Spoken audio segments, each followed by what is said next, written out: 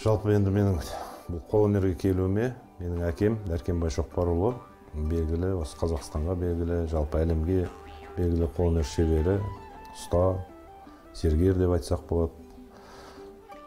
Сол кісі себепкер болды. Өйткені мен бала кезден, осы кішкентай кезімнен сол әкем жанында көмектесе жүре, оның құрал саймандарын алып беріп, жаңағы берген ұсақ-түйек тапсырмаларын орындап, енді болашақта мен мамандық таңдауыма сол әкем өте қатты әсер етті. Себебі енді адам баласы мамандық таңдайтын кезінде өзінің табиғатына, өзінің білетін нәрсесін істеуге тырысады ғой. Сондықтан жаңағы күнделікті әкем жанында шеберханасында көмектесе жүре, сол кісінің үйреткен, көрсеткен, осы қолөнерге байланысты қолөнердің қыры мен сырын бәрін еріксіз маған жаттанды болып қалды да. Кейбір жай қарапайым адам білмейтін нәрселердің бәрін мен бала кезден бастап сол бойыма сіңіріп өстім. Сондықтан осы мектеп бітірген соң мен мамандық таңдайтын кезде қайда барамын деген сұрақ туындайды ғой әр адамда. Содан соң осы әкемнің істеп жүрген осы қолөнер саласын таңдауға тура келді. Өйткені оның бәрі маған таныс болды бала кезден. Қолөнердің қыр-сырын бәрін меңгеріп өстім. Оның үстіне жаңағы әкемнің де тәрбиесі ықпал етті. Әкеміз енді осы қолөнер саласында бүткіл ғұмырын арнаған кісі. Сол қолөнерін зерттеп, осы қолөнеріне қатысты бұйымдардың бәрін жасап, оның мақалалар жазып, оқулықтар жазып, жалпы енді халыққа осы қолөнер саласында сіңірген еңбегі зор. Соны енді ары қарай біз ұрпағы ретінде, баласы ретінде, жалпы шәкірт ретінде соны жалғастыруға бел буып, осы салада қызмет жасап келеміз.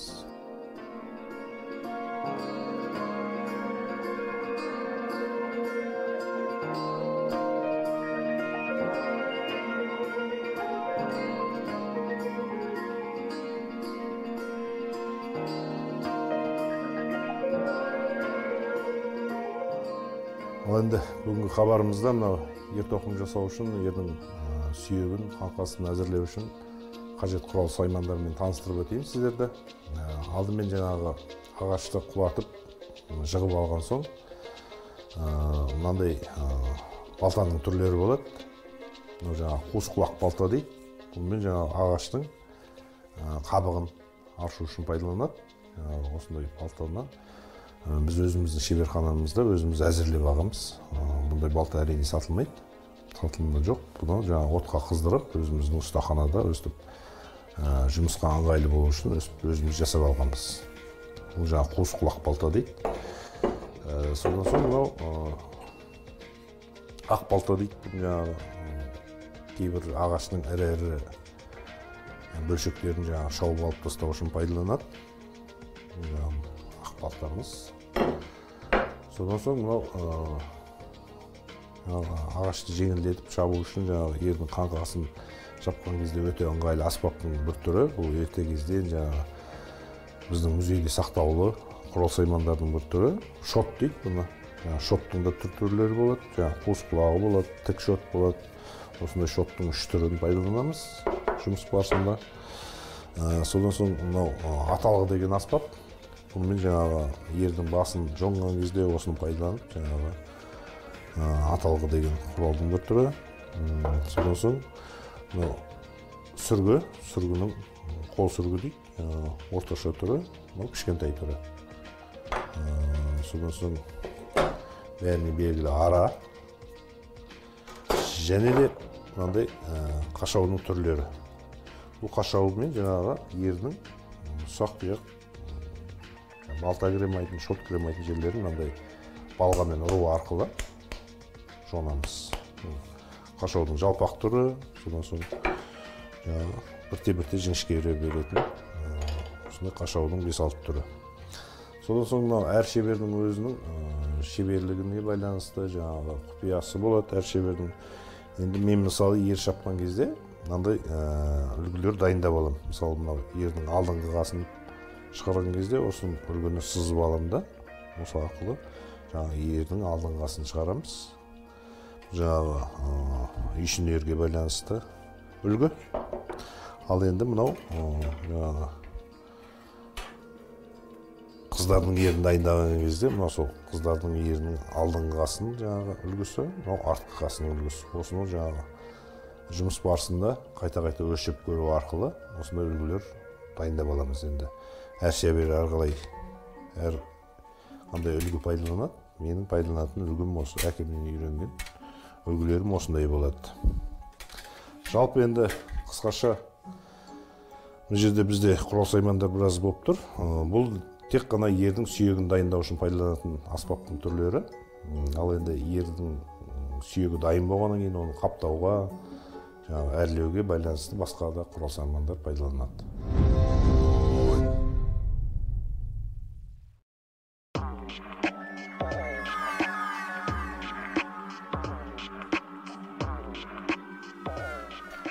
Өстіп сызып дайындап алған соң, енді бұның артық бөліктерін шотпен алуды бастаймыз.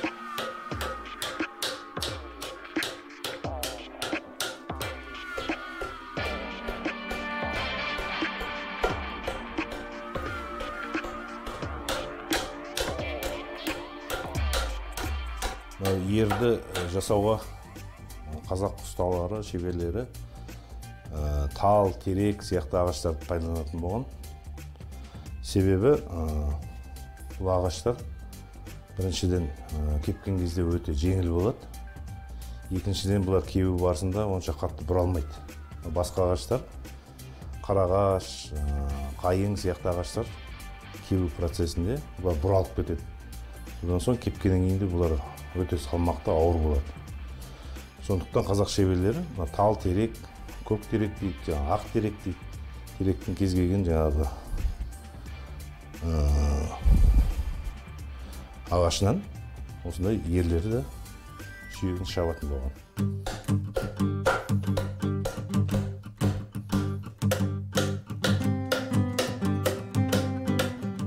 Ерте кезде шеберлер тал, терек сияқты жетісу өңірінде ағаштардан тұтас қылып шабатын болған. Ал Қазақстанның басқа енді жуан болып өспейтін, ағаш жуан болып өспейтін региондары бар ғой, жаңағыдай суық жақ, мысалы орталық Қазақстан, шығыс Қазақстан жақтардың қысы өте қатты суық, сондықтан ол жақтарда ағаш қатты жуан болып өспейді. Сондықтан жаңағы ерді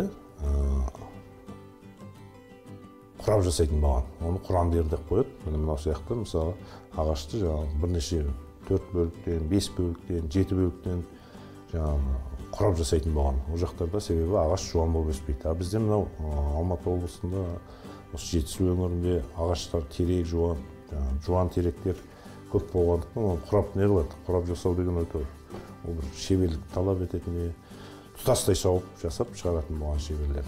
Ол енді әр регионның өзінің бір табиғи ерекшеліктеріне байланысты шеберлер сондай өзіне оңтайлы әдістерді пайдаланатын болған. Жаңағы табиғаттың өзінің берген ағашына байланысты, жаңағы материалына байланысты сөйтіп өзіне керек жарақ жаңағы ертұрманын жасап алатын болған шеберлер.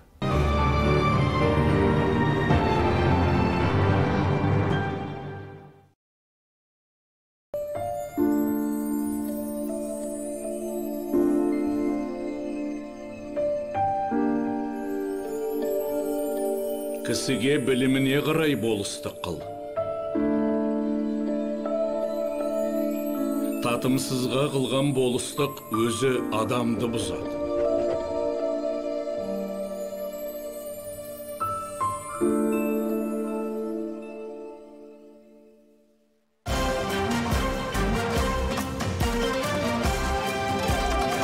Жүректе айна жоқ болса, кез келген шығарма ол адамның жанынан жаралады. Нағыз бағаны беретін жазушы уақыт. Абай бір айтып еді, сөз түзелді, тыңдаушым сенде түзелді. Сөз болмайды өңгесі. Құрғақ сөздің уақыты өтті. Ендігі кезек ұлттың жадын жаңғыртып, жанын марқайтатын Сара сөздікі. Абай телеарнасында Сара сөз бағдарламасы.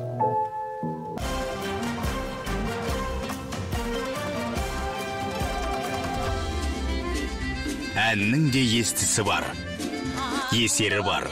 бүгінгі біздің бағдарламамыз арқылы осы әнді халық әні деп айтуымызға толыққанды мүмкіндігіміз бар сияқты. Абай телеарнасында Шаңырағымыздан ән үзілмесін.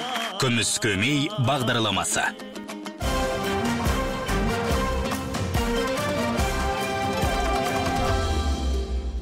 Дүниені дүрліктірген ұлы дала дүбірі. Ғасырлар мұрасын айналған көшпенділер мәдениеті. Қайсар рух. Сарқылмас қуат. Таусылмас қазына. Терең таным. Дара дәстүр. Төл тарихаттың көзқарас. Соны сипат.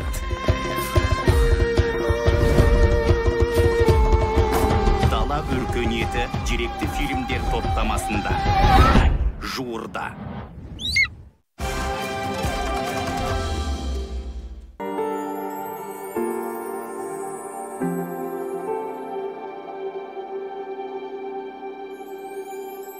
Биік мансап, биік жартас. Ерінбей еңбектеп жыланда шығат, екпінде ұшып, қыранда шығат.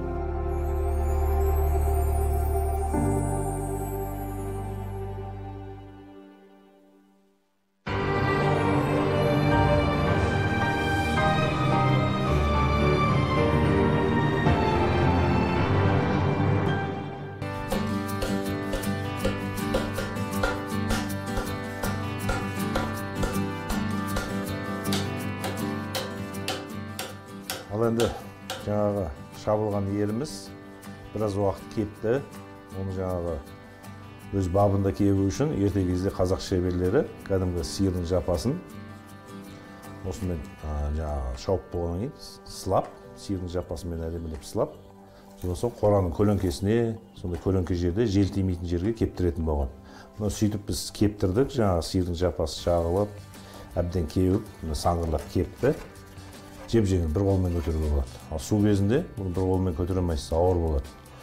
Ал мына терек, жаңағы айтып отырған тал сияқты ағаштардың бір қасиеті, кепкен кезде жеп-жеңіл болады. Көрдіңіз бе?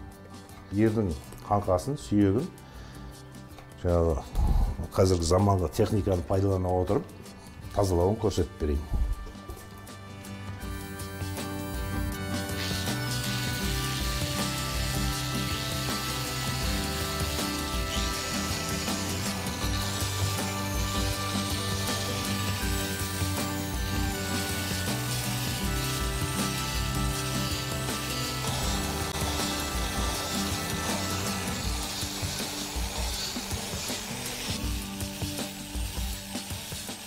Енді ерді алдыңғы қасы дейді, екі қапталы дейді, кісілігі деп қояды, адам отыратын жерін. Содан соң ердің астыңғы бөлімін оқпаны дейді. Мына ерді жасаған кезде шеберлердің өзінің өлшемдері болатын болған. Жаңа ерте кезде енді қазақи өлшемдер дейді, адамның қолмен өлшенетін өлшемдерді. Қазақи өлшем дейді. Мысалы, мына ердің алдыңғы қасы бір сынық сүйем дейді. Осындай болу керек. Содан соң артқы екі қасы бір сүйем болу керек. Енді бұл қазақи жаңағы орташа өлшемдері. Осындай болса, мысалы, ер атқа тимейді деп есептейтін болған шеберлер. Содан соң мына оқпанына міндетті түрде жаңағыдай бүйтіп әр шебердің енді орташа шебер, мұрны дәу шебер болмаса, міндетті түрде жаңағыдай бүйтіп бетті бүйтіп тигізетін болған. Тигізген кезде мынау оқпанына мұрын тимесе, сол атқа тимейді деп есептейтін болған. Сөйтіп қана өлшей салатын болған. Ол енді арнайы ол кезде өлшейтін құралда жоқ. Бұның бәрі енді жаңағы шеберлердің өмірден алған тәжірибесі.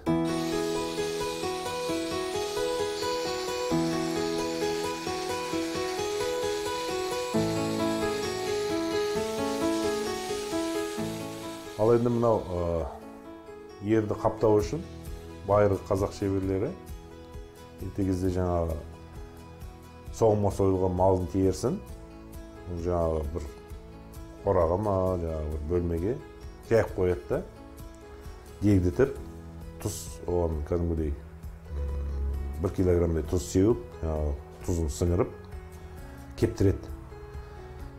Кепкен теріні шеберлер жаңағы малмаға салады. Малма дегеніміз мынау сияқты ыдыс. Оның ішіне жаңағы су құяды да, судың ішіне жаңағы тұздалған теріні өстіп салып қояды. Салып, жазды күндері болса 1-7-дей, қысты күндері болса 10-15 күндей өстіп судың ішінде жаңағы тері жатады. Жатқан теріміз мынау сияқты жүні жидіп, жүні жидіген жағы, жүні түскен жағы. Ал жидіп жатқан теріміз мынандай болады. Жидіген теріні мынау сияқты қолмен жуған кезде біз бұны алдын ала дайындап қойғанбыз. Енді мынау хабар барысында сіздерге көрсетіп жатқаным, мынау сияқты міне жүні өстіп түседі. Бұның әрине өзіне тән иісі болады. Бірақ енді ол шеберлерге иіс деген сөз емес. Сондықтан біз бұндай иіске үйренгенбіз. Мынау сияқты бүйтіп осындай ірі қараның терісін ел қаптаған кезде өте мықты әрі берік болып шығады. Мұны өстіп суға бүйтіп жуып отырып, жүннен өстіп ажыратамыз.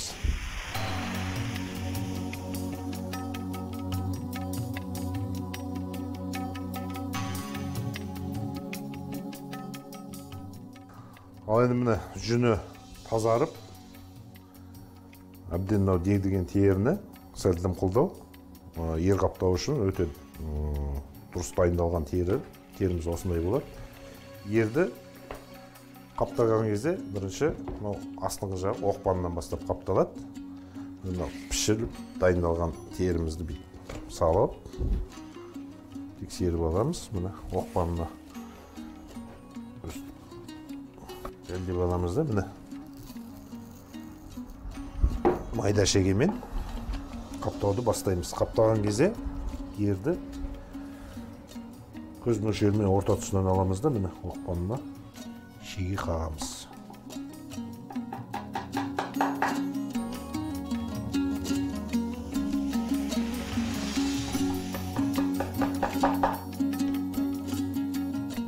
Негізі атқа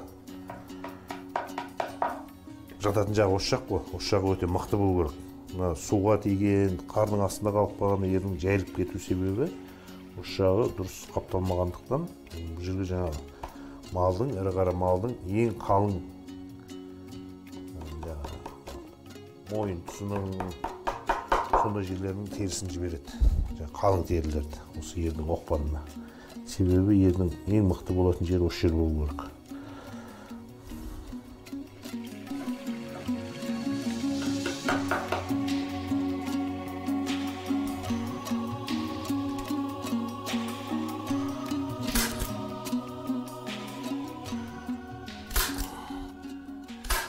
Ерте кезде бұндай аспап болған жоқ. Қазіргі заман талабына сай уақытын үнемдеу мақсатында осындай аспаптарды пайдаланамыз біз енді.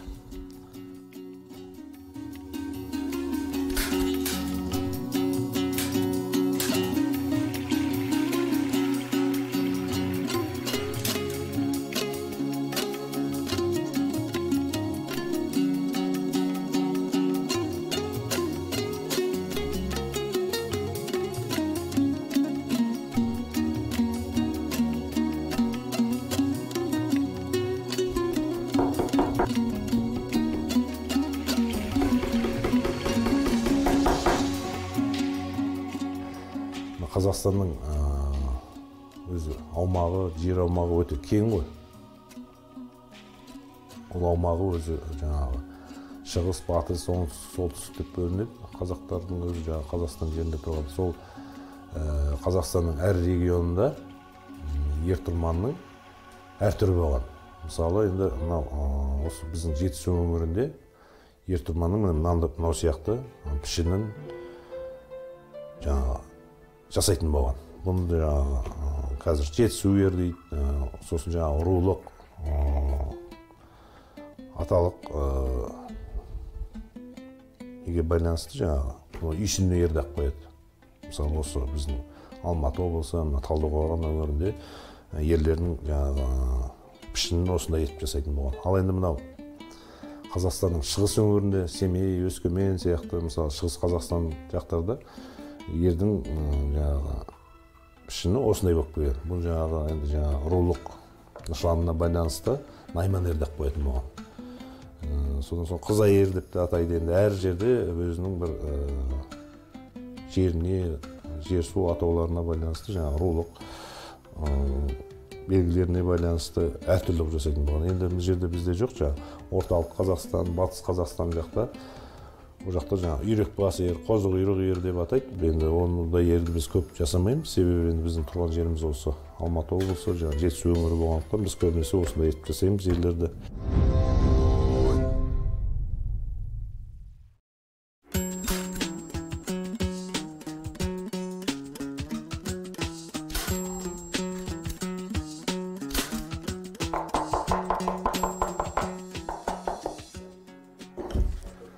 Ал енді еріміздің үстіңгі бөлігін, кісілігін, яғни мойны бар, бұлармен қаптаймыз. Ол үшін мынандай бұларын алып, осыған жобасын келтіреміз.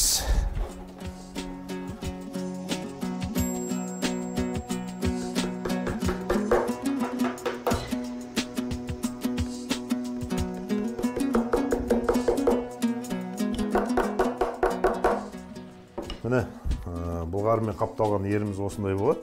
Дайын болған кезде асты міне көңтөрмен қапталып, бойы алды.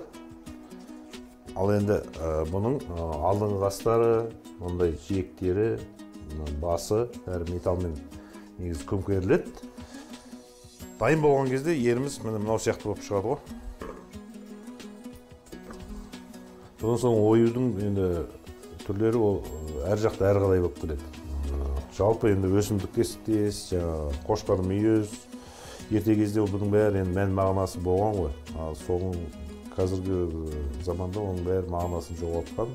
Мысалы, білмейміз, ой жерді тереңдеп зерттеп жүргенде, мысалы, Қазақстанда адамдар өте аз, жоқтың қасы деп айтсақ болады. Бірақ былай бір көзге қарағанда бұлар сәнді, әдемі болып келеді ғой. Содан соң мынау қазақ шеберлері көбінесе ақ деген тас салатын болған. Тас өзі қоңыр қызыл болып келеді. Оның көбінесе жаңағы қыз балалардың, әйел адамдардың ертоқыманына сондай көздер салатын болған. Ал ер адамдардікі сәл-пәл қарапайымдылау болатын болған, әйел адамның еріне қарағанда. Жалпы енді қазақ осындай ер-тұрманға өте қатты мән берген, әркім өзінің мініп жүрген атының астындағы ері сәнді, мықты болған қалаған ғой, әрбір жігіт адамы. Бүгінгі міне біздің ер-тұрман туралы жалпы оның жасалу жолына, оның тарихына сәл-пәл болса да мағлұмат беріп өттік. Назар қойып тыңдағандарыңызға рахмет.